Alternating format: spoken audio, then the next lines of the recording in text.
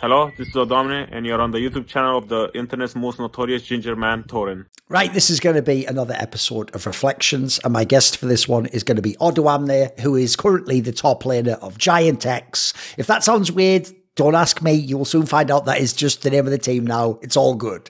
Now, I did do an interview, one of these reflections with Odoamne, but it turns out it was at like the end of 2018. So I thought it was more recently, but obviously I've had you on a million talk shows. So there's still loads of stuff to discuss. Like, let's just start there, Odoamne. Like, the joke is, obviously you weren't even in the EU LCS in the first season. You were someone who was in Challenger that you were battling your way through. Like, does it feel crazy to realise you're actually like basically the mega veteran of the LEC now? Like, you're the guy who's been there the longest, as far as I can tell, right? No, there's Jankos, I think. He has right. Yeah, he has 1 year extra. You're up there, though, right? You're the old man now. Yeah. I mean, me, Jankos, and Hilly are the last three ones standing from back in the day. Jankos, I think, made it in 2014. Yes. Hilly-Sang made it in summer. Same as you, I think 2015, wasn't it? Yeah, but he made it like a couple of months before because they beat, I think, who did they beat? I think they beat Millennium or something. Oh, they did it like you, because you came in through the last chance one and then they came in the one before maybe or something. Yeah, like they won their series to kick out an LEC team or an LCS team, and we made it through expansion tournament because we were too bad to win. So yeah, he made it like a couple of months before me. But yeah, Jankos has been there 1 year before me, but now it's just me, Jankos, and Hilly are the last old men left. By the way, what is the significance of that to you? Like, for example, put it this way, if I don't say it that way, like obviously as an actual human, you're not old. Like, it's just in league terms, people consider you old if you're like in late 20s or whatever. Like, you're in the prime of your life right now. Like, does it feel like you're a veteran in the game? Like, you've been around a long time? Does it still feel like it's fresh? I mean, the funny thing is, I think one of the goals I had when I first made it to LCS was I said I wanted to be the last one standing. Okay. But first it was kind of like for my role, you know, because I had goats like Soaz, Wicked, all those guys, yeah, sure. Yeah, so there was like all of those that I saw as, you know, really talented and good players, and I was like, I want to outlast all of these guys. And now it's been, I think, 3 years or 4 years since I outlasted all of these guys, and now I'm like, well, it's just me, Jankos, and Hilly now. So it does feel good. It's kind of a stamp, a kind of a quality stamp, you know, that I have. Thinking like I've been in LEC for 9 years now. I never got, you know, benched, sent to a regional league, kicked, or stuff like this. I mean, I did technically get kicked from Splyce, I guess. But yeah, I never really got demoted to an ERL, which I guess we had Reckless, who was also incredibly long in the league, but then he got a stint in, you know, K Corp and stuff like this. So for me, it's something that I'm kind of proud of, especially given that, you know, there's this stigma, especially in league, where people think you're old. Well, funny thing is, people have been calling me old ever since I was like 23, I think, because league average when I was 22 was like 19. Sure. Then I turned 23 and it was 20. Then I turned 24 and it was still 20 or 21. Now I'm like 28, almost 29, and league average is still like 23 or something. So I'm kind of the old guy ever for like my whole career almost. And I'm still not out, you know, which is funny because I feel like it's just community perception at this point, because that's just, it's kind of like the meta to want rookies and all of this stuff. But for me, I feel, you know, I still feel like I'm in my primes, you know. It doesn't feel, because the difference is, I feel like in League compared to, you know, Counter-Strike or Valorant or these OG traditional shooters, that the game hasn't changed since like the 90s, unless it's like, you know, minimal map changes or, you know, gun stats and whatnot. For us, it's like a lot more difficult to adapt to change just because it changes so much more often. But the thing is, if you're still passionate about the game and putting, you know, the ridiculous 10 to 14 hours every day to play the game, then that kind of dictates how old you are in this game, is when your priorities shift from wanting to grind 14 hours a day to, you know, wanting to do the bare minimum of playing scrims and then going home and chilling. That's, I feel like, the time where the ship is kind of sailing from you as a career in League of Legends. But for me, I'm still, you know, one of the oldest guys in the league, and I still feel like I'm playing one of the most out of everyone, just because the game is still fun and there's still so much knowledge that I still don't have. By the way, does this imply the fact you are coming up on like your 9th year of being, I would say pretty much every year, even if someone doesn't like you, surely they at least have in the top half of the top laners in the league, if not actually contending for best of your role. Like, you've had such a long period. Does this imply you actually are a talented individual at league? Do you think of yourself as like, I have talent? Like you're saying, the adaptability, is that a strength of yours to adapt? Yeah, that's the thing, because I often, or not often, I sometimes ask myself if I consider myself talented, or the fact that I have really good work ethic is kind of what's keeping me here. And I don't really know, because, for example, I used to do swimming when I was younger, and I feel like I wasn't talented at all. You know, it took me a year only to learn swimming, and I was a professional swimmer for like 14 years. But I feel like the only reason I was good at it is because I had a good work ethic. I wasn't talented at all. And now I'm thinking there's like a parallel with League of Legends. But I feel like I'm a bit more talented, or at least I have some ability to, you know, grow or get more info and stuff. Because I remember when I started to take the game serious, my skill level grew pretty fast. So I guess there is some degree of talent there, but I think work ethic is kind of what's keeping me here, because over the years we came, or like a lot of rookies came and went. We had so many people, and I think there's a reason why guys like me, Jankos, and Gilius are still here, is because, you know, you have to be talented to stay, or like talented and also have good work ethic to stay in an industry, or like in a game that changes players so often for, you know, 9 years. It's not, you know, a fluke where you're 2-3 seasons in LEC. We've been here for like 9, almost 10 years.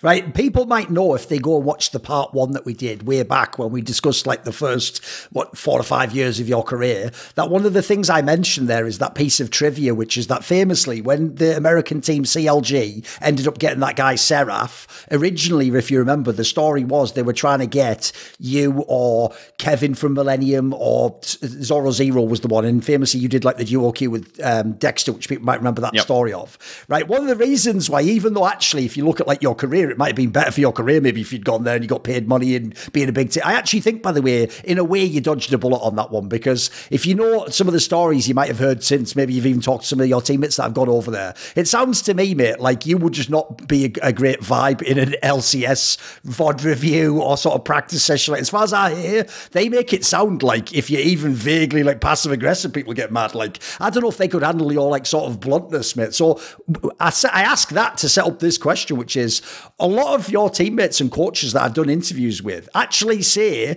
this is what's strange, they never say that you're toxic. What they say is that you have a very like blunt style in how you like to address your teammates, and that you actually essentially tell your teammates you're coaching, I sort of want to be flamed. Like, that's like my sort of problem solving way. Like essentially, as far as I can tell, they make it sound silly, but it sounds to me almost like you just want to, like, if there's a problem, instead of like I'm implying like maybe in the LCS you sort of like, you know, it's the elephant in the room and maybe no one addresses it, and maybe you have to, like, you know, have all this like strange conversations where everything's a euphemism. It's like, well, you know, I'm not sure that I was feeling secure in how we were like, instead of just saying to the support, like, why did he fucking flash at level 3 and die or something? Like, it feels to me like that, unless I make it too extreme an example, like Odoamne likes it to be a bit sort of spicy. Would you say that is the sort of environment that you create or you want to be a part of in a team?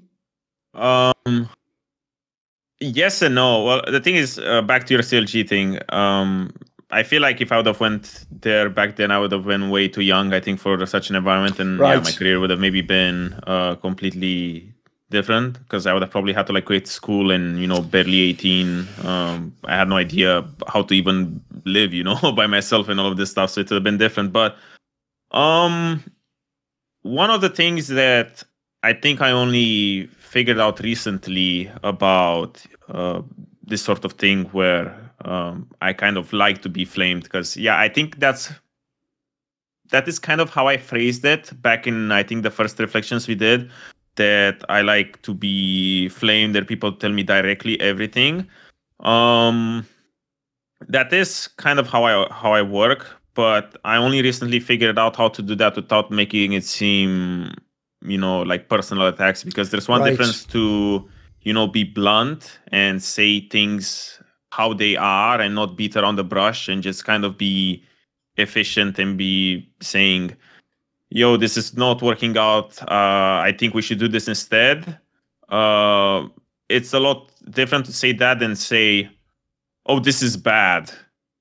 We need to change stuff, because it's a lot more personal. People feel a lot personal, like it's personal attacks and stuff like this, and it makes me come across as a bad teammate, and as I'm complaining or being whiny and not really providing solutions. But I guess that's just a part of me growing up and failing a couple of times in situations like this and learning from them.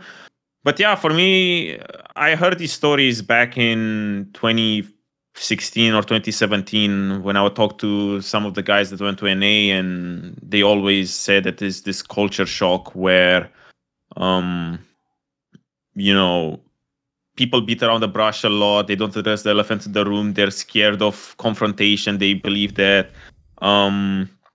if, it's all about good, positive vibes, the issues are not going to grow anymore, which is funny because in contrast, I think I spoke to Abe when he won, because he was my teammate last year and he won NA LCS with 100 Thieves. Yes. And I asked him to like tell me a bit about his experiences there, or what he believes made that team work, or what was everyone's contribution, because I felt like, when you win a championship, surely something must be unique about the team. Yeah, sure.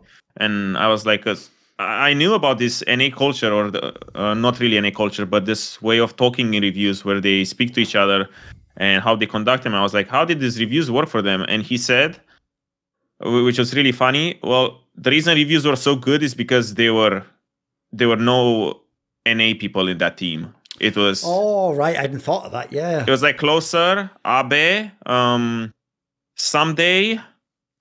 And then the bot lane was the Australian FBI, and then like fucking Hui from, it's like technically Korean, but I guess he's sort of. Yeah, you're right. It's nearly all like foreign players. You're right. Yeah. And coaching staff was Reapert, who operates in a very blunt way as well.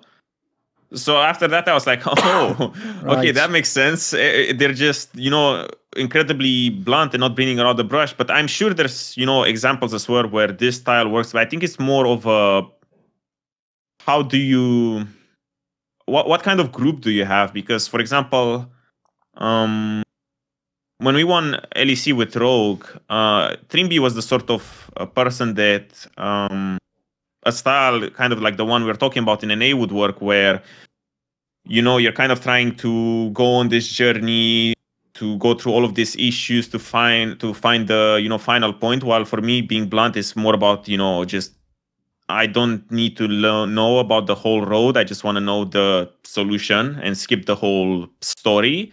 But that's the thing that works for me, and for someone like Trimby didn't work. So that's something that I had to work on a lot, because in the early days of my career and up until like maybe 2019 or 2020, I would not see this other style, or I would not really understand that there's other people or other teammates that work with me that function with this style, and that my style doesn't really work with them. So, for example, if I would be blunt in review and say, hey, you messed up here, what do you think you should do instead? Or this is why I think you messed up. They would be like, they would freeze, because they wouldn't really understand why I'm being so direct or what I really want from them. So I had to tailor it into something like, oh, hey, so, here you pushed this and you made this decision, but what if they do this and they come around? I would have to make a point that is shorter into a point that is a lot longer. But I also feel like my way of being blunt is also because I've been here for so long that, that thought process that a lot of coaches or a lot of people are trying to implement by having these longer discussions is already there, So for me, the question would be, is my final step X or Y? Because I know everything up to the final step, because I've had this conversation or these journeys through the game before, while for some of my teammates, they didn't, because they're so fresh in the league, you know? So I think that's something that I realized fairly late, and that's also something that stopped me from being a lot better in the early days of my career. The fact that I wouldn't work well with my teammates, and also because I think the first time we talked in Reflections, I also said something that I always wanted to play alone and let my teammates do their thing and not have to rely on them and stuff like this. But I also felt like that was my biggest weakness that I had, and it also kind of came from the way we would review games as well, because I wouldn't really try to reach out so much or broaden my viewpoints to communicate properly and go out of my own comfort zone, where I would like things to be very blunt and direct. And I wouldn't branch out like that. And yeah, you know, for example, in games, ask for help or say what I need or be selfish. You know, I would just keep doing this whole teammate thing that didn't really work for a while, but it worked at some point. So yeah, that's how I think. It's mostly just individuals and how the group works. That's why in Splyce, even though we failed, out of the 3 coaches we had, you know, Peter, Duke, and Mac, all of them, you know, exceptional coaches, and they had success pretty much everywhere they went, and I recognize that, you know, very talented coaching individuals. I worked the best with Duke, you know, because he's also a bit spicy, right? Yeah, he's my type, where he would say, this was really bad, you messed up here really bad, but it never felt like a personal attack. He didn't say you are shit. He would say, you messed up here, you made a mistake, this is what you did is really bad. And I'm like, yeah, objectively what I did was really bad. And he would say, do this next time. And I'm like, yeah, that's exactly what I need to hear, is, you know, straight to the point. And that's why on paper the Splyce roster we had was not really a great roster, you would say, you know, in terms of star power, because it was me, Kobe, Kasing, Xerxes, and Niski. And I think we made top 3 with that roster, and in a time where I feel like it wasn't really that easy to make top 3. And that's also because the coaching staff was tailored very well to every individual, where every single player had one member of the staff that would be able to speak in the way that he resonates the most with. So that was like a good learning experience for me, to see how some of my teammates function with different coaches, and how, for example, because let's say Duke wasn't maybe the most liked one popularity-wise, just because a lot of the other players maybe gravitated more to Peter and Mac because of the way they were communicating. And I realized that that's just because he was kind of like speaking their language while Duke was speaking mine, you know? So that's what was a bit of an eye-opener for me. By the way, what did happen? Because why were you only on Splyce for the 1 year? Why, like the next year as well, if people remember, they recruited Vizicachi, who, look, I like Vizicachi, so don't take this as a diss, but as far as I can tell, your game's very similar to his, but maybe better. Like, so why didn't you stay in Splyce? What happened? I think I also didn't really have the greatest split in summer. I think I had one of my worst splits ever. I think I was maybe bottom of the league. Oh, okay. Yeah, so individually, I think my performance wasn't really that well, but I think it was mostly attitude problems. I think it was at the time where maybe I was a bit too much of a rebel. I feel like I clashed a lot with Peter. Had a lot of disagreements on, you know, coaching philosophy and this. And that's, again, from the fact that I didn't really know how to communicate and work well with people who don't really share my way of speaking in that sense. So, by the way, is it just specific to you personally? Like, if I came and met you and your family in Romania, would it just be like a thing like the Odoamne, your family are just like this? Or is it a Romanian thing? Is it like an Eastern European thing? Is there a difference in that sense, do you think? I'm not really sure, because I mean, when you talk about culture, you kind of see only the way you grew up in a way. Sure. I mean, most of the stuff that gets ingrained onto or like imprinted onto you is from how you grow up. Sure. So I wouldn't really be able to say because, you know, maybe if I grew up with someone else, I would be completely different. But I think we are a bit more blunt oriented in Eastern Europe. I feel like most of the people are, I wouldn't really say that they're cold, but they are quite straight to the point. And also my upbringing, or like the environment I was in, you know, doing sports as well. Because when you said earlier that you were doing swimming, like when I think of any sport like that, mate, like if I said Eastern European coach in like a sport, people are going to think of like a drill sergeant, aren't they? Like they're making you go as hard as possible. Was it like that when you were young? Yeah. I think that's one of the reasons why I resonate like this, because I know there's, I mean, growing up, ever since I was maybe like, I don't know, 11, 12, you have these 6 a.m. swim lessons, or like swim lessons, or like training days where you just start at 6 a.m., finish maybe at like 8:30, and for like 2 hours and a half, there's someone like screaming in your ear, you know, like go faster, do this, do that. And there's not really any room for wiggle there. You kind of have to listen, you know? So I guess it is mostly due to just being in traditional sports, or at least maybe I flipped the wrong coach in my early days, right. And maybe there are some that don't act really like drill sergeants, but that's how the coin landed for me. Because one of the reasons I also set this up to ask this particular topic is because in the years since, and especially, by the way, when she came to Rogue, I also heard from behind the scenes people that they actually think now you're a really good sort of captain figure. Like, I would contrast it this way, mate. When I think of the teams you were in with people like FORG1VEN and Upset back in the day, to me, it sounded there, like you were saying there, your job was sort of just be the sort of like long-suffering teammate of sort of like literally like the weak side of like just tank all the shit, just to try not to argue with people, but in a way that improves the team, you know, and then you hope it all works out. I've heard in the later teams you've become something of a leader. You're sort of the captain, as it were. It sounds like some of the things you're talking about consciously changing is like, if you're going to be the leader, you also have to like be able to talk to people on their level, right? Yeah, and that goes back to me getting a lot better at communicating with everyone, where, you know, I can, because I mean, even back in those days, I think I had good values and things that I believed in. I stood up for them a lot, but maybe not in the most, let's say, I won't really say social, but maybe like agreeable way, because people wouldn't really see my point of view. And now, yeah, I think ever since the Rogue days, especially after my second year with Rogue, because first year I struggled a little bit because I kind of had this little man syndrome, I felt like, because I was, you know, going from Splyce to Schalke. Schalke almost hit rock bottom at some point.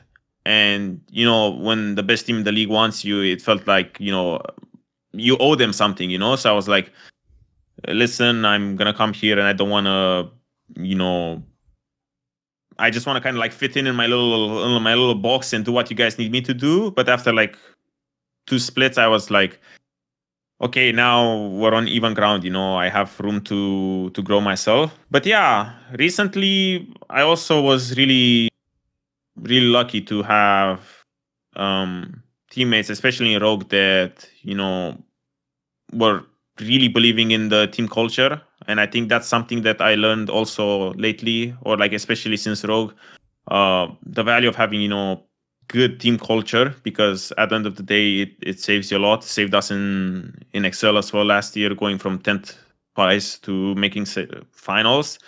I think that's because of, you know, having someone or having a unit that just is all in on the same goal and project, and being an actual team. So yeah, because I don't know, when in the past you had a lot of individuals that wouldn't really agree on the whole team philosophy. There were times where, even though you have a big group of, you know, even 4 players, if it's 4+1, it's still not a team, because someone's going to be an outsider. And then especially in league, it's really easy to be a terrorist in that sense, where there's no subs, there's nothing you can do. Yes. So if someone wants to be a terrorist and say, hey, I don't want to play, hey, I don't want to do this, hey, I don't want to do that, then everyone else has to cater to that one guy, you know? So yeah, ever since the Rogue days, it's been going a lot better. I also feel like I matured a lot. The fact that I have so much experience. I don't really want to say age, but I guess it is kind of like a natural thing where, I mean, honestly, if I have a 18-year-old rookie or 19-year-old rookie in my team and I'm like 28, naturally or like instinctually they're drawn to me just because, you know, hey, this guy's been here for 10 years. He must be doing something good. You know, pick up maybe on some of the things that he does because there's a reason he's here, you know? So I guess that's kind of naturally happening, but it's also, I guess, due to me learning how to speak properly. When you came from the Splyce team and joined the Schalke squad, mate, if you look back now at what the lineup ended up being after Memento got role swapped out and in-game, just swapped out an in-game trick, dude, the lineup in now in history looks awesome. At the time, it was kind of just like an all right lineup, and people thought it overperformed. Like, I'll read it out to people. So obviously, you were in top lane, so everyone knows you were good. Trick, the old MVP fucking jungler from G2's there. Abadagi is in his first year, so admittedly he hasn't fully like developed, but people know later on he won LCS with 100 Thieves and was pretty good. Upset is the ADC, and then Ignar's the support. People know, I mean, Ignar even himself just won LCS recently. Like this, and then the coach is Dylan Falco, who got the moment coach is G2, and some people would probably say the best coach in the LEC. Like, this is actually a pretty banger roster on paper. Like, when it was actually in the game, was it good? I think, honestly, I'm trying to think why we lost back then in the more important series, but I feel like maybe it was just choke, or I don't know, just all of us having, you know, individuals bad series or like bad games sometimes. But I think we are all on that roster at times where we weren't really fully developed yet as how good we can be, because I think I finally started ranking or like ramping up again the year after that roster, you know, got disbanded. Because we had the miracle run and everything. Yeah, sure. Yeah, Upset, I think it was one of his first years. Abe was literally his first split as a pro, so it was really hard for him to, you know, fit in, just because I feel like those years weren't really great years for rookies, because I feel like infrastructure wasn't really super developed on, you know, integrating rookies so well. So also personality-wise, I think it took him a little bit to adapt to this more social setting of, you know, everyone living together, being, you know, having this sense of camaraderie between each other. Because he's quite introvert. Trick was really. I forgot what team he was before that. I think he was maybe in like LCK, if you remember. I think he went back to LCK for a split. I think like him and Ignar were on BBQ. Yeah, I think BBQ Olivers was the team. Or they went after. I think they went after Schalke to BBQ. Could be. Whatever, anyway. Yeah, so I think Trick was, he already won LEC a couple of times, and I think he had a hiatus somewhere. I'm not sure what really happened. And Ignar as well. Ignar came from Misfits, I think. So, I don't know. I feel like most of the guys from that roster ramped up over, you know, the next 3-4 years. Like Abe won NA in 2022, I think. I won LEC in 2023. Ignar won LCS 2023. No, I won in 2022 as well. Ignar won 2023. Upset, sadly, the only one who hasn't happened yet. True. yeah. I mean, it took me 7 years, so he can make it in 7 maybe as well. By the way, along those lines, let me ask you a question then. So, since he is the only member who hasn't won the championship, and you might have seen a year ago, he made that interview where that was the headline. It was like, I'm too good not to win the LEC, which, look, I agree with it, and I think it's totally fine interview comment, but obviously every fan's going to donk on you if you say that you haven't won. Like, it just makes sense that they are, right? So the question I have is this. What's weird about Upset is this, right? From the outside, I don't know if it's just that it's like reckless fans who hate him or something, but everyone always portrays him who are fans. They're either like a fan of his or they hate him. Like, he actually seems to have like quite a spicy attitude, whereas what's weird Odoamne is, I've heard behind the scenes, like, look, I've heard in like the Splyce Thooorin, maybe he was like a bit controlling and like he wanted the resources and stuff, but I've heard he was nowhere near the level of like the Forgiven horror stories and stuff. I think it was more just like a guy just being like, you know, just let me carry the game or something. What would your take be? What was your experience of playing with this guy like? Well, actually, now that I think about it, it's weird because it's been like 6 years since I last played with him. So I guess he was very young. I think he was like 18 or 19 in Schalke. So, I mean, I clashed with him a little bit because he was kind of the same personality as me, or the same type where he enjoys blunt stuff. But I felt like he was a little bit more disagreeable than me. I felt like when we would like talk back then, it would be of the sort of, I would have an opinion, he would have my opinion, and he would say yes to my opinion, but then he would try to sway me to his, you know? So it kind of felt like that, and I think I didn't really know how to deal well with that, because I don't think it's bad in that sense, you know? Everyone has his own way, but I didn't really deal well with that back then, so I clashed with him a little bit, because yeah, we were the only two strong personalities there, but no, definitely not near the levels of difficult personalities like FORG1VEN or the sort. I felt like he kind of had the same thing as me, where he's just at the beginning, he's very, very passionate, he wants to win. Maybe doesn't have all the best communication skills on how to, you know, express himself and all of this. Also, maybe he doesn't really know how to implement the stuff from like coaching staff.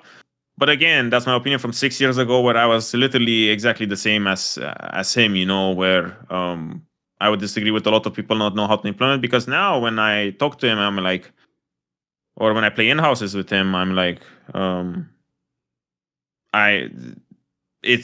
everything is fine, you know, everything's good. There's no issues or anything. But back then I felt like there's also the time where, again, coaching staffs are a bit underdeveloped. We didn't have enough support staff around us to, you know, deal with all of us having these sorts of issues. So yeah, I think it was just one of those cases where just talented kid who didn't really know how to talk properly, kind of like most of us. But yeah, the quote is funny because I definitely believe that he's really, really talented. But also, I did reach at some point this level where, for example, Worlds 2016, when I went World Semis and I was, you know, on top of the world, I could easily have said, you know, I'm too talented to win LEC. I'm too talented to never have won LEC.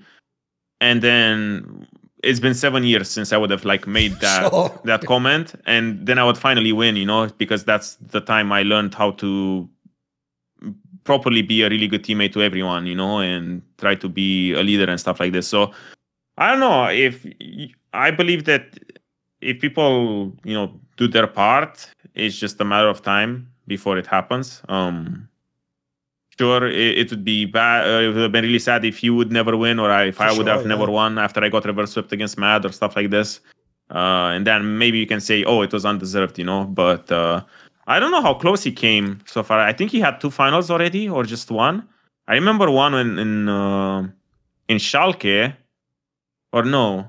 No, you had one in Fnatic, if you remember. You had the one where Whippo did the role swap to jungler, and in like summer of 2011, 2021, they made the final on that like miracle run through the lower bracket, if you remember. Yeah. Okay, yeah. So he can replicate it. You know, stars the line, but at the same time, you might be talented enough to win LEC, but that doesn't mean you will win. You know, because honestly, winning a fucking championship is not as easy, you know. It's not a matter of talent. It's a matter of, you know, is your infrastructure, is your org good? Is your infrastructure good? Are your teammates good? Are you good on the day? Are you a good teammate? Do you have good systems in place and all of this stuff?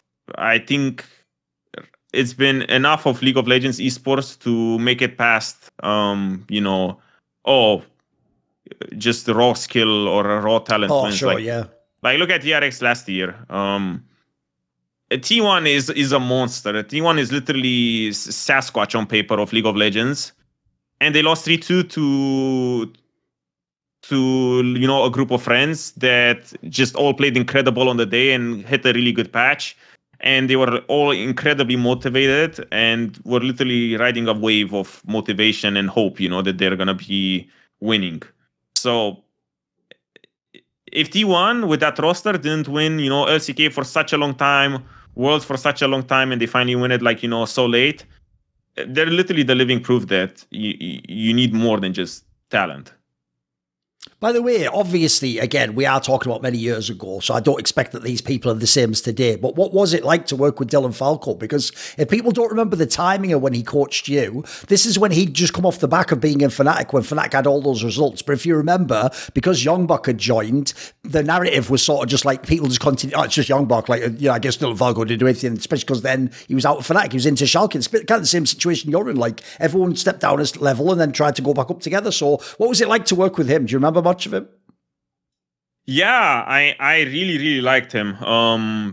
Sure, again, there were some stuff there were some things that were missing, because for me, that whole journey of hopping between coaches was a really weird one, because I went from Proly, who was someone who I vibed very well, to the Splyce boys, where there was like, you know, kind of difference with everyone, and I was vibing or like resonating differently with everyone. I think, by the way, Peter Dunn in his interview, he said it looked laughingly, and I think he actually looks back at it funny, but I think he said you flamed him all the time. I did. The thing is, I wasn't really like serious. No, I was just kind of taking the piss. Right. You know? Okay. So I was just bantering.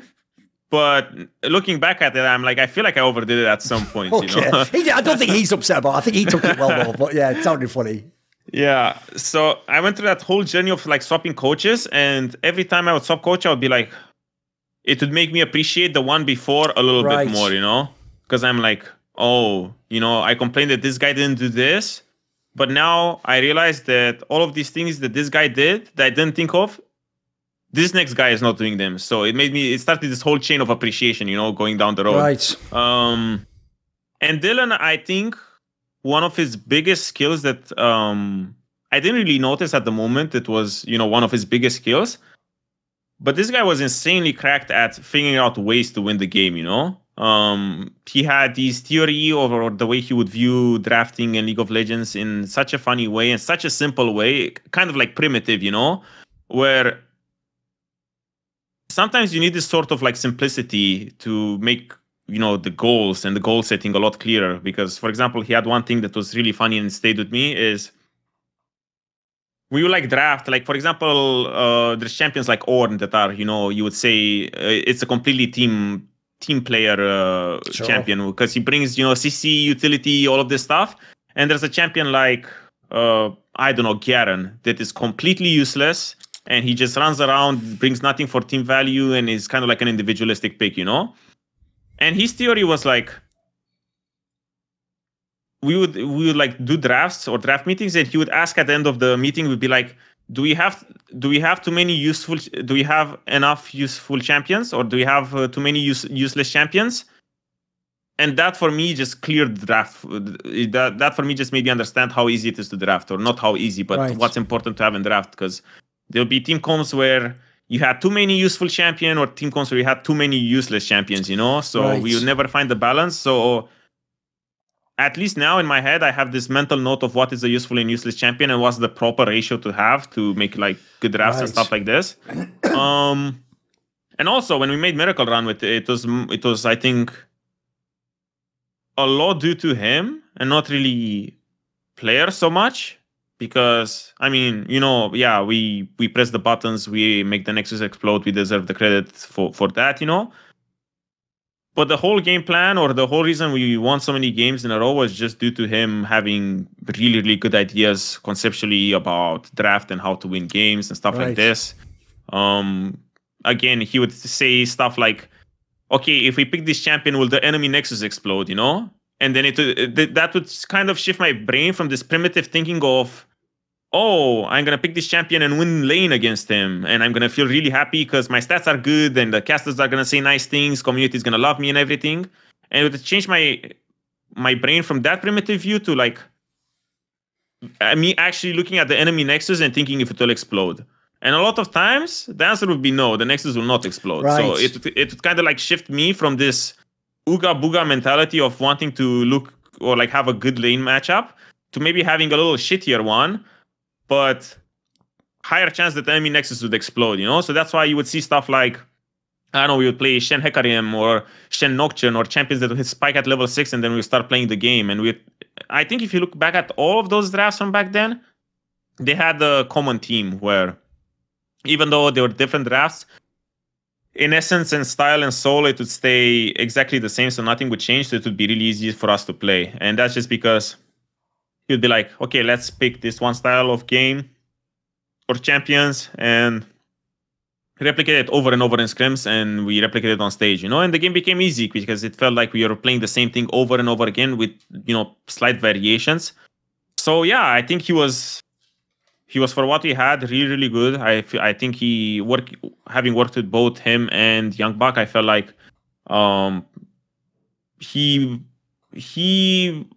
had maybe a little bit more credit, or like he deserved a little bit more credit for what happened in Fnatic than he was maybe given, because when the ship was sinking a little bit in Schalke, he brought it up big time.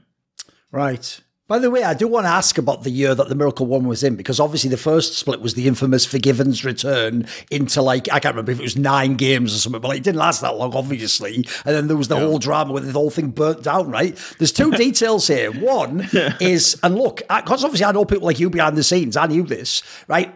People didn't really go into that split blind, if you're a fan watching, thinking like, oh, it's just 2016 and FORG1VEN's still good. The story was, one, he had actually grinded on solo queue and he looked good. And then secondly, I heard actually the scrims were going well and you guys were actually winning games, and there was reasons to believe like this could actually work, like could actually good. Like, the problem is obviously when the actual LEC games began, you didn't win any of the games. It got, and it, by the way, the first week I remember was okay, and then it just went terrible after that. Like, his game looked terrible, the team looked terrible, right? My big question would be this, right? There's a serious one and a funny one. So the serious one is this.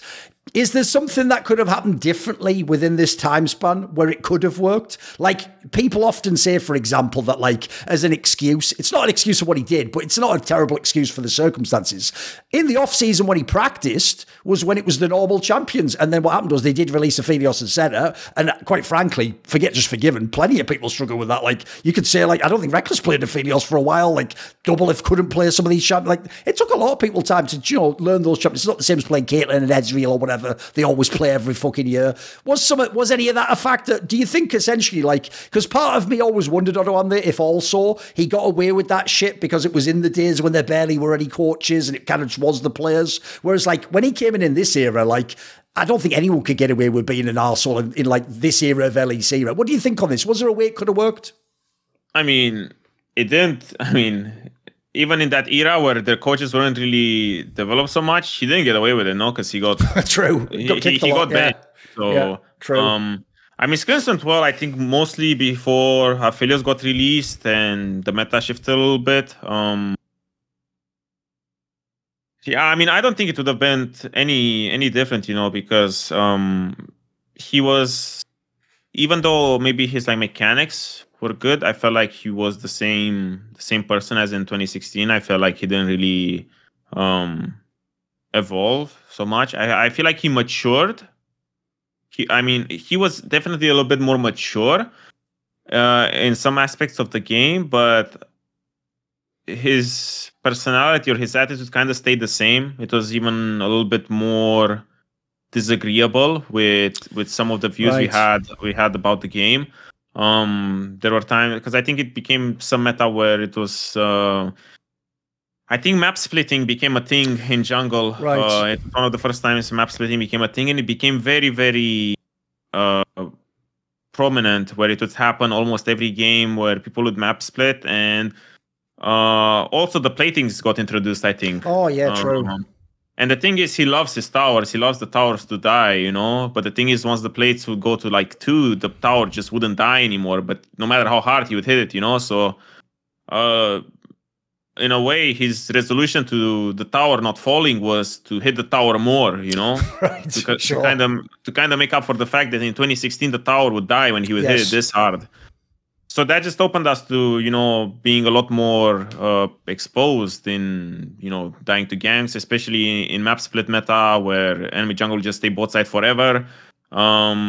We wouldn't really want to play the wave so much. We would want to play for 2v3, He still had this whole attitude where he would say, okay, I'm going to play super aggressive here. I'm going to drag the enemy jungle to bot lane. I'm going to 2v3 them. Sometimes he would kill someone. Sometimes he would just die for free. But he would 2v3 and then say that we we didn't really make use of the pressure he was generating. But the problem is that in that meta, you couldn't really do anything with that pressure on other sides of the map, because everything was just like, is do or die by bot lane. Right. So even let's say we would get like an advantage, or I would get a huge advantage, and we would end up losing the game. Discussion would be, well, it wouldn't be like 100% on this, but it would be kind of pointing slightly at this, to being like, oh well, you made one, or like this targeted to me. I made one mistake in a 30-minute game. At one point that like stopped my snowball. Really unfortunate that I made a mistake. But yeah, if I wouldn't have made that mistake, we would win the game and it wouldn't look so bad. Like he soaked that pressure to make me super far ahead. But at the same time, it's not really that easy to play a perfect game with zero mistakes in such a team game. Like even CS, what's the GOAT?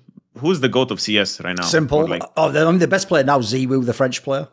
Yeah, like for example, even him in probably his best game of all time, he has a round where he fucked up. Oh, of course, yeah. Yeah, so it's the same in League. You will have a sequence or a wave state or something that you mismanaged and you messed up. And, sometimes it's unrealistic to say, don't make a single mistake, because you're playing against human beings that are going to force you to make mistakes at some point, or get creative and make an unforced error or something. So discussion would be a little bit targeted around that. And he was right. Sure, if I didn't make that mistake, if I would play a perfect game and make zero mistake that game, we would win that game, because I had all the tools to carry. But I sucked for a moment and I made a mistake, so the game was messed up.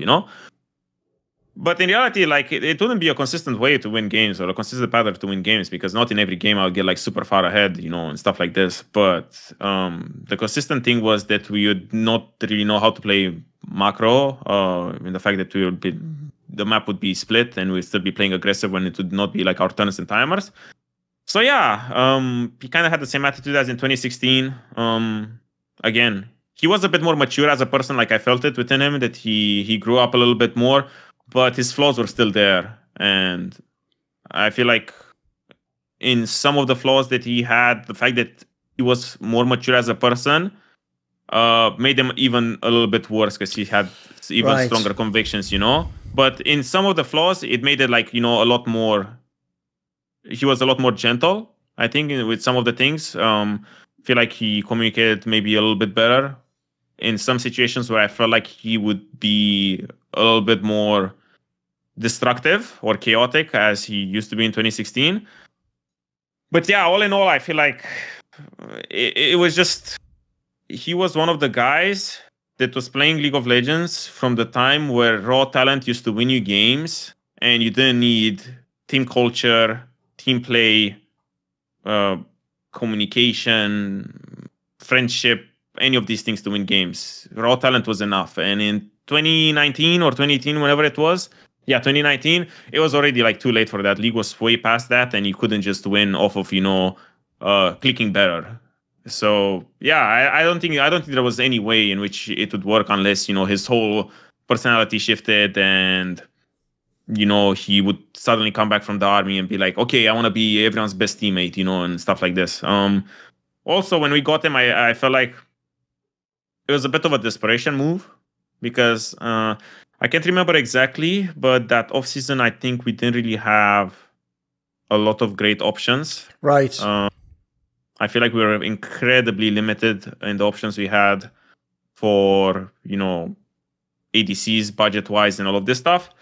Because that's why on paper, that roster was not really the most shiny one, So we made what we could do. I think Dylan, when he looked at it, or like everyone, when they looked at it, are like, would you guys rather flip someone in hopes that we make top 4, or go for the safe bet and make top 8, So everyone was like, So the idea was it could go bad, but if it works, it is forgiven. So like we might actually be good, basically. Right, I see. Yeah, right. So if it works, you get the best bang for your buck. Yes. And if it doesn't work out, you're kind of ending up in where you would think you're ending up, So, yeah, it sucks, because sometimes you just don't get on paper, all the pieces you want, because that's how life works. So, yeah, with that was the best we could do with what we had. So we took that risk, and it didn't pay off. And luckily, we just had, you know, the academy system set up that we could, you know, change players 24/7, because that's kind of what happened. Yes. Because we started losing so much. Mid lane got changed. Actually, I don't know if mid lane got changed. Jungle got changed. Then support got changed. Then ADC got changed. I think Abe was maybe next in line. But then we started having miracle runs, so everything went back on track. So we put a hold to the whole system change to figure out what works, because we kind of hit what worked. And yeah, then support got changed again because it didn't work with the academy support.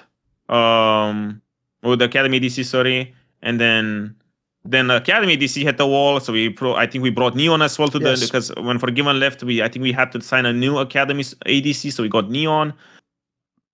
So it was this whole game of musical chairs where everyone's sitting up and sitting down, trying to figure out what's the best combo for personalities and coaching staff and ideas of coaching staff and everything. So it was that whole year was a mess.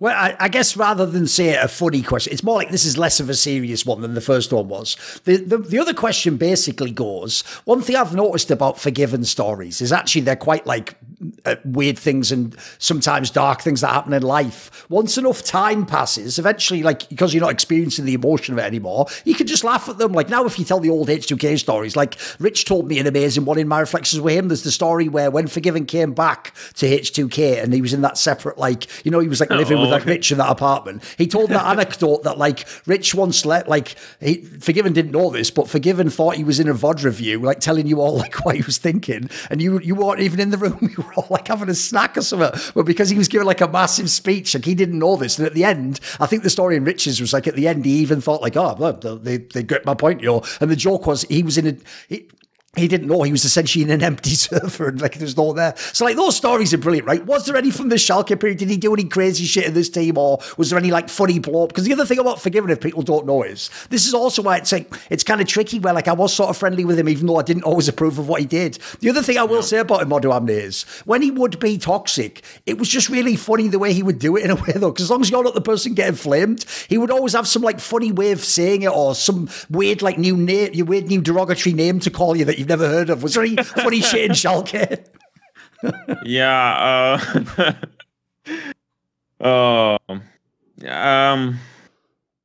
Let me think a little bit. I don't really think he did, because the thing is he didn't really have a lot of time with us. Okay, in H2k there was a lot more time, and I think towards the end why that thing happened the way it did in Rich's story is because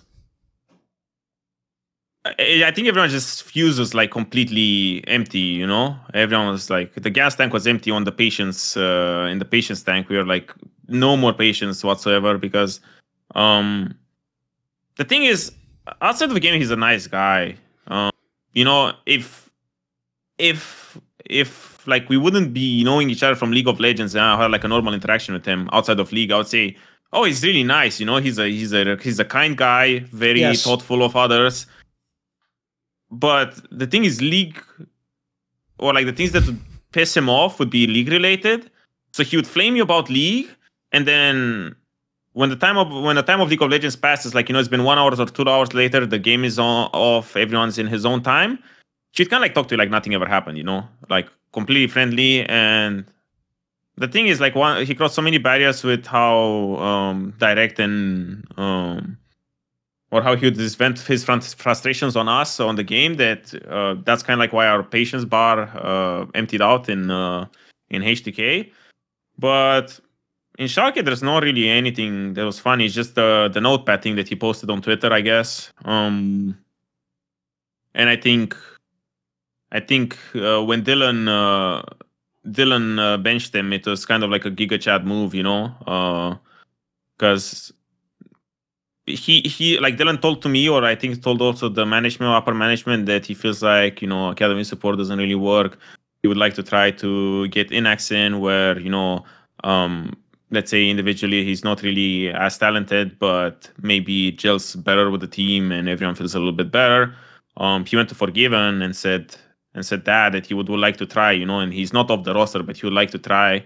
And and FORG1VEN just kind of, did this sort of threat, I think, or that's if people don't know, that's also a weird thing because of FORG1VEN's move, actually, dude. A lot of people don't know what you're saying now. They think FORG1VEN was just kicked out the team and replaced, whereas I've heard the same thing you did, which was it was more like, right, we're going to bring this other guy, and it's more sort of like either wait your turn or compete, and you can get the spot back again. But I heard that just made him sort of wig out, and he was sort of like, right, well, fuck it then, and then he came and made that weird statement on Twitter and sort of just decided it was like the ultimatum. It was game over for him then, right? Yeah, so Dylan said to him, "Hey, listen, I would like to try INAX because it's not working. I would like to see some things or like what the team needs and stuff like this." And FORG1VEN just says to him, in sort of an aggressive way, he's like, "Be very careful what you're gonna do because there's some once you cross some lines, you can't uncross them, So I guess it's kind of like There you go. There's the line right there. You found the line eventually. That's a bag of line right there. That's like some of a Hollywood movie, like a thriller. Like, be careful. Once you cross certain lines, you can't go back. Like, that sounds sick, dude. That'd be great script writing for his line that he said. Yeah, so it's kind of like a banger line, Sure. And Dylan just sits there with like, what's it called, with the most like unfazed expression. He's like, all right, okay. He just said, okay, and that was it, And then I wake up the next morning and FORG1VEN's in Greece already. I'm like, what the hell? Okay, all right, fucking hell. But I wasn't even like, it wasn't even like Schalke sent him home or something. He just... Oh, he just left himself, right? Okay. Yeah. So I was like, okay, we suck. FORG1VEN just went to Greece, flew to Greece. Everyone was like in full panic mode, or like the players were like in panic mode. They were like, what the hell? Because it wasn't like part of the script, Again, it was more like... But it wasn't even like, hey, we're benching you for this week LEC. It was like, hey, can INAX play some scrims? Yep. And then it just went from 0 to 100, just like that. So I was like, okay, but I mean, I guess that's the story there with FORG1VEN. But yeah, I also think there wasn't really he didn't really fit well in that environment because I think having players who are like so soft-spoken and introverted like Abe didn't really work out well for him. I think I don't know. I mean, Abe was kind of the complete opposite of FORG1VEN in that sense, because FORG1VEN is this, very, very loud, I don't know, kind of selfish player where he just I don't even know if it's selfish or selfless. It's kind of like a weird mix between both, where he just, I guess, wants the spotlight to, as long as he looks good and he gets his numbers to look good, then that's all that matters. While Abe was a bit more team-oriented. So, yeah, I don't know. He just wasn't really a match at all then. When the actual Miracle Run, you actually set it up quite well earlier there, that it wasn't like, here's another thing people do forget that does annoy me, mate. They make it sound like FORG1VEN got kicked out, INAX came in, and then like, script forward, suddenly with Miracle Run in. Like, that was like, the spring split was when FORG1VEN got kicked, guys, like 9-10 games in. As we say, like, it didn't go that well. INAX was all right. And then in the summer, actually, the team was terrible. They were losing again. Yeah. And then they had to do the Miracle Run with all the player swaps you're talking about. When the actual Miracle Run began, right, one of the things about those sorts of like narratives, right, is initially it is almost just like a thing people are saying on the broadcast, or like a meme of like, hey, if we won a couple of these games in a row, like, imagine if we could just keep doing it, because obviously at the time everyone knew mathematically this is why it was the Miracle Run. You basically had to win every game, otherwise like you couldn't even possibly get out, and you even needed stuff that people forget, which is you needed like other teams to lose games in the right order on the right weeks to sort of like at the end to make it work. So when it started though, was it really something where, like you were saying, you were in the bad spot, you were in a terrible spot, maybe even in your career, like the lowest point.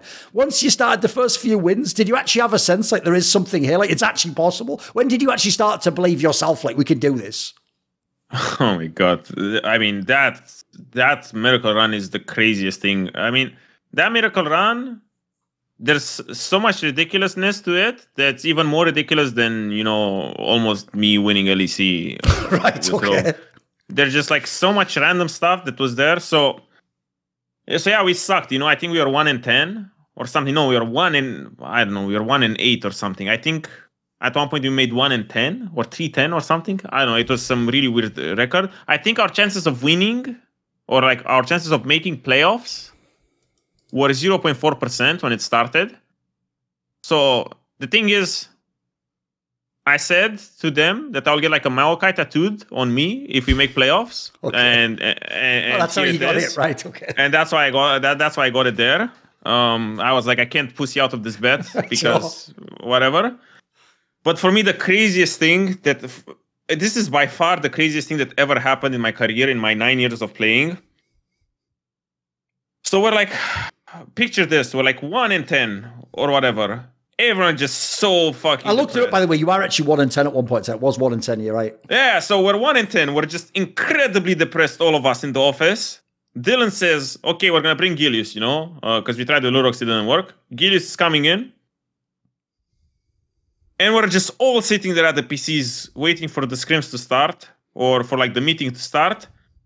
And this fucking baller Gilius comes in and says, guys, did you get your tickets? And I'm like, tickets to what?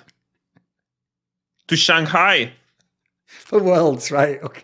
Yeah, and Worlds was in Shanghai, and everyone was just like so flabbergasted because he didn't meme. He was dead he was actually serious. meant it. He wasn't like trolling. He actually was. No, he came in dead serious. He's like, guys, get your tickets. We're going to Shanghai. When we're 1 in 10.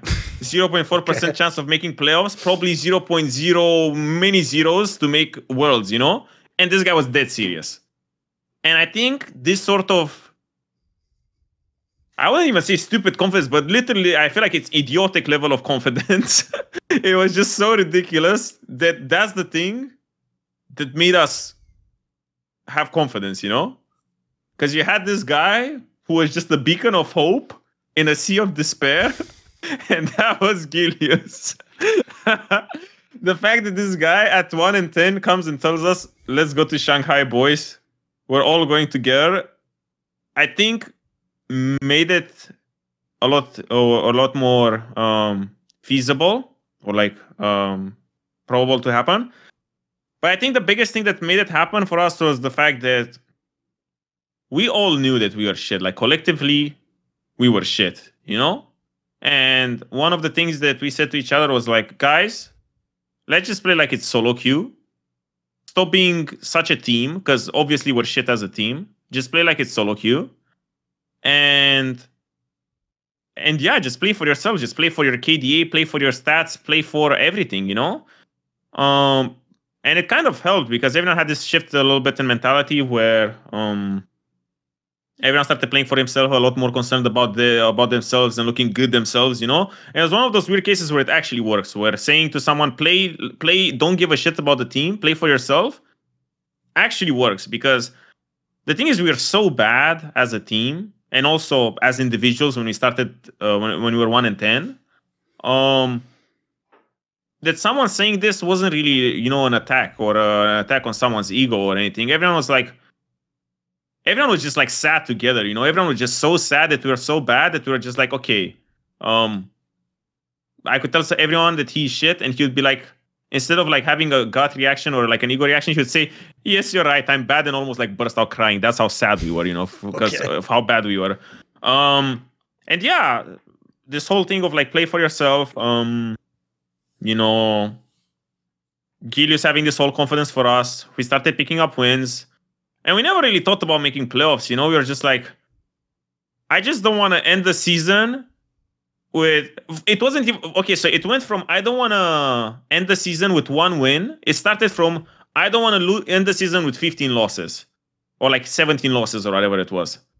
And then it went to like, I don't want to end the season with 16 losses. Right. And then it kept going down, you know? It was never about the wins. We never were like, oh, I want to end the season with 8 wins. Or like, I don't want to end the season with 3 wins or 4 wins. It was more like, no one wants to end the season with like double-digit losses or as many losses as possible. So we're just trying to reduce the number of losses instead of actually winning games, you know? And the crazy thing, I mean, I don't know if anyone really realized, but I mean, I realized it because I was like losing my mind in the last day. I think one of the last games of the day was like a Misfits versus Vitality game or something. And I think Misfits was down like 10k gold at 18 minutes or something. And if they would lose that game, we would be out. Right. Even though we won everything. and they managed to make like a 40-minute comeback to keep us in. And then the next game, I think also another series went into our favor. But at the beginning of the day, we had the craziest series, I think. We were, I think, 7-10. We were playing Mad Lions, which was like 15-2, I think. It was one of the best teams in the league, yeah. Yeah, it was the best team in the league, the final boss. And we played on red side that was, I think, 2 wins, 43 losses in the patch. Okay. So we had that, 2 wins, 43 losses record versus the first team in the league. And we picked Ash, which was 114 on the patch. It's like you're stacking all the jinxes against yourself. So we were literally stacking up every single thing that could go against us. Okay. And we won. It really was a miracle then. It was a miracle. It was. That's why I'm like, that whole miracle run is actually incredibly crazy thinking about it. It's actually probably, it was until last year the biggest achievement of my career, being able to turn that ship around. I mean, dude, if you add in the first series against SK that you won, you had the actual win streak of games is bonkers. It was like 10 games or something mental, wasn't it? Yeah, we were 10 game win streak. Yeah. Yeah. And yeah, it all could have ended if Misfits didn't make a huge comeback win. The thing is, they had nothing to play for. Misfits were like locked, I think, in their position no matter what. And the game was super doomed. And these guys try-harded their lives away. Because I think if we would win, we would kick out someone from playoffs, and everyone wanted those guys out of playoffs. Because it's just funny to kick people out of playoffs just like that, you know, for the ridiculous factor. So yeah, there was a lot of random stuff that happened, and probably, you know, if I go back and look, probably some random games that I would think that didn't matter, you know, like a day before or a week before, ended up mattering big time for us. But I think it was also that year was the one where, who was it? Origin? No. Yeah, Origin came last place. Origin was last place, if you remember, with upsetting fucking Alfari. That was the split. They were 10th. Yeah. There was a lot of stuff, weird stuff that happened in that split. But yeah, that miracle run, the whole Gilius story, going to Shanghai. I mean, this guy almost made it happen. You know, like we lost 3-1, I think, to Mad Lions, which I think we had a couple of unfortunate games, or we messed up, or choked, or I don't know what happened in that series. Because I think the choke, I feel like the last time I felt a team choke, or one of my teams choke, was maybe all the way back to 2020 or 2021. Before that, it was Choke City. But after that, I felt like, you know, when you lose, you are just like a lot worse than other teams. But yeah, this guy almost made Shanghai happen. Props. This guy's crazy. I love him. Events come and go, fame rises and then falls away. You have a job, you lose a job. You do one thing, you have to move on to another. But one of the cool things about my career is I have my own support network who's always got my back. So I always know I can rely on support to do the work I want to do and talk the way I want to talk, and not have to follow certain rules that others arbitrarily have to follow. And that support group is, of course, called the Scrilluminati, my Patreon community. This video and all the others on my channel was kindly supported by Matt Pugnaccio Rakula, Frisky, Ahmed Haju, Tobias Bernasconi, Toucan, Tosh, Jensen Gore, Animosity, and you know it, always my main man Jerky's minion, rocking with me, ride or die. Would you like to suggest a topic or a guest for a future episode of Reflections or a talk show? Do you want teasers? Find out who the upcoming guests are? Maybe you want to ask me a question for my video AMA where I tend to go quite in depth, or perhaps you want to take part in one of those really long donated discussions where we talk about whatever you're into in esports. Well, if any of those perks or any of the others catch your fancy, join the Scrilluminati today via the Patreon link in the description box where? Down below.